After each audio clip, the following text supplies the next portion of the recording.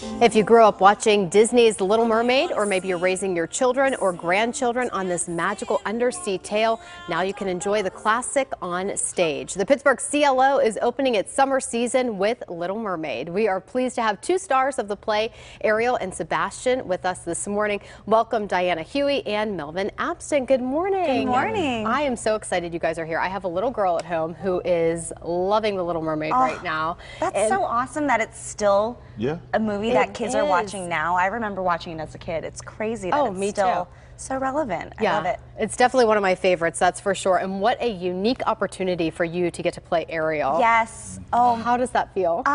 Amazing. It's a dream come true. When it all happened, I was like, if I could have told myself when I was this big that someday we would get to play Ariel, actually, I would have popped. I would have just popped into a pink ball of confetti. Oh, well, and I was reading a little bit about your story. You always dreamed of playing a Disney princess, but as an Asian American, you thought, Ariel's not in the cards for me. No, I was like, okay, so maybe, you know, I can look at Mulan or Jasmine, which would still be a little not quite right. But to get to play Ariel and have that long, beautiful red hair, I was like, what a dream come true. How fun. And how much fun has it been preparing for the show and then taking it across the country? A blast. Oh. A blast. We get paid to do this? I know, this is our job. We get to play so much make-believe and do The Little Mermaid. And sing these songs. I mean, like these songs that they're of all of the Disney movies and all of these are some of the most famous and probably the most beloved and memorized. And to be able to sing this 8 times a week and people are like singing along, and we still get excited about that at the top of the show. I don't know about you, I still get butterflies. Oh, when the little kids scream back in the audience or sing along, or like in Orlando, you know, what's that word again? Feet! And I was like, and have to stay in the moment. So the kids are actually yelling out and they are participating. Yeah, and that's my happens. favorite thing whenever that happens, because that would have been me too. They're in it. Yes. They're right there with us. The best. And Melvin, as we mentioned, you play Sebastian, such an important character in the whole thing as well. What's it like for you to be playing Sebastian? Those are huge claws to fill. Have you been practicing that one? No, actually, it just came to. It just came. It's huge. It's an honor because he's one of those characters that the movie isn't about him, and yet he's still one of the favorites. And I think it's because of the heart that he has. Wants to do is protect Ariel, and then it goes from protecting her to enabling her to follow her dreams and to go after the things that she wants. And what helps is Diana and I, as you can tell, we really don't like you guys don't get along at all, do you? But no chemistry there at all. No, it's just like, none. Work with Melvin today. Oh. I'm going to do this with Diana. Fine. I must. It's a treat. It's a dream come true, and to do this with the cast and the crew, and then when we go to different cities, the local people that come in, it's amazing to be able to do that. Wow, and we're showing some of the video of the production there. How close is the performance to the movie? Are there some big differences, or is it pretty much what you're going to see when you watch the Disney classic? The things that you love and remember from the Disney movie are mostly all there. There are some changes. They go a little bit deeper into all the characters' stories, and there are a few differences in the story itself.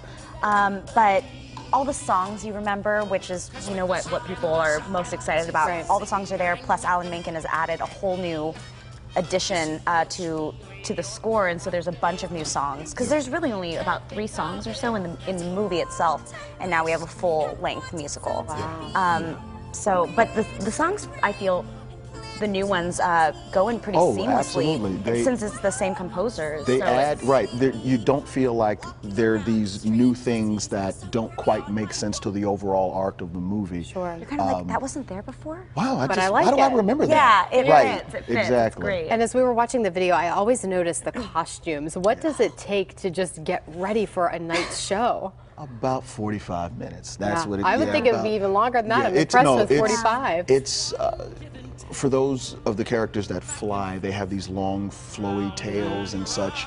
And I don't envy that, because walking in that can be treacherous. Yes, it's terrifying. Speak to that. Well, and I'm always backstage. Anytime I'm backstage, I sort of chase myself around, like chasing my tail, so I can wrap myself up and then pick up my skirt, because otherwise I have this giant train, and I feel like I'm going to take everyone out backstage. So I'm like, I try to carry it as much as I can so I don't trip everyone, especially since we have a local crew everywhere we go, and they aren't aware that I have this 30-foot thing.